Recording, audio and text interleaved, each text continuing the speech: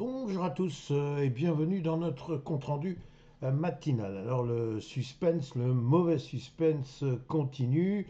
Est-ce qu'il va y avoir une trêve qui va s'éterniser ou pas? C'est finalement la question qui est posée par Monsieur Donald Trump, ou plus exactement par son attitude.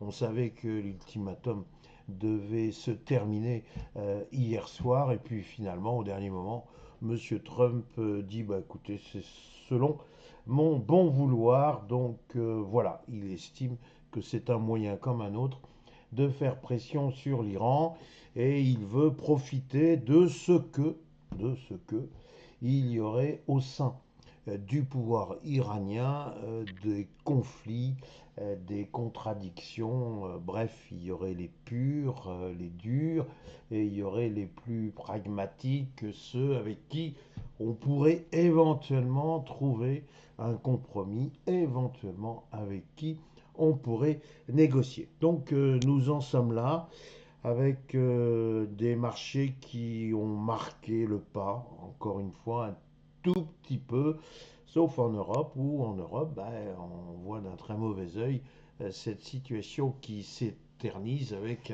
un détroit d'Ormuz qui est toujours bloqué, ce qui veut donc dire que la crise de l'énergie va continuer, et il semblerait, si on écoute un certain nombre de personnes dites avisées, il semblerait que cette situation puisse perdurer, car même si on trouvait une issue favorable, à savoir un déblocage du détroit d'Ormuz, le temps de remettre tout ceci en ordre de marche, eh bien, l'énergie continuera de coûter très cher. Voilà, donc aux États-Unis, on a déjà la tête ailleurs, hein, on a la tête à l'intelligence artificielle.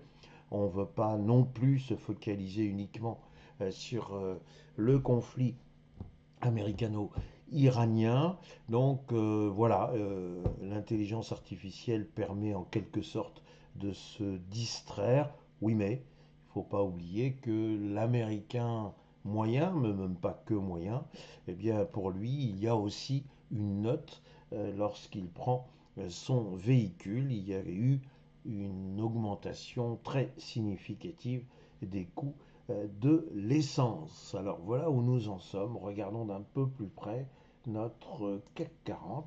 Notre CAC 40 qui est en train de casser son support des 8275 points.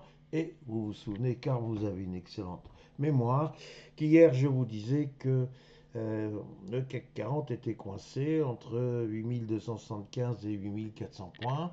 Il était en gros quasiment au milieu du gré. Ce qu'il ne fallait pas, c'était couper les 8275 points. Donc il y a eu une cassure des 8275 points. Et il y a eu un comblement quasiment parfait de ce petit gap ici. Il ne faudrait pas que l'on reste en l'état. En d'autres termes, il conviendrait absolument et très rapidement de réintégrer les 8275 points.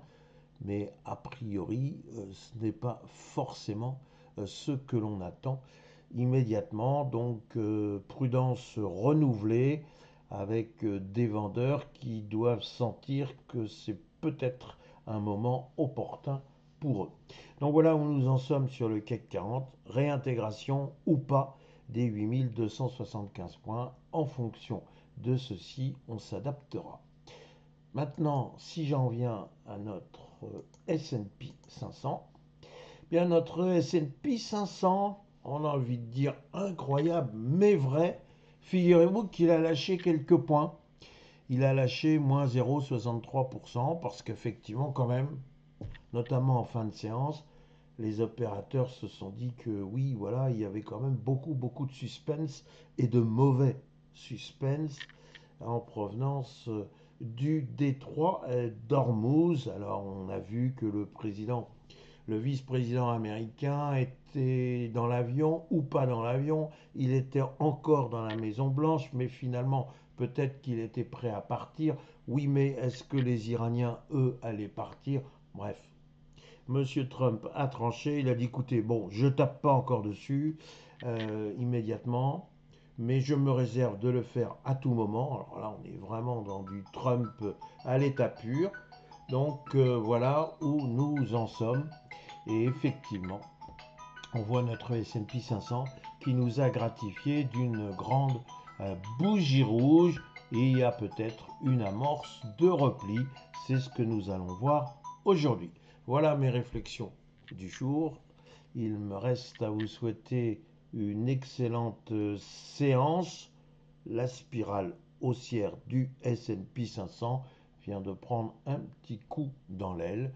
Il faut simplement le savoir. Donc on va voir si l'intelligence artificielle peut ou pas sauver le S&P 500 de cette amorce de mauvais pas. Je vous souhaite une excellente séance et je vous dis à demain matin. Merci.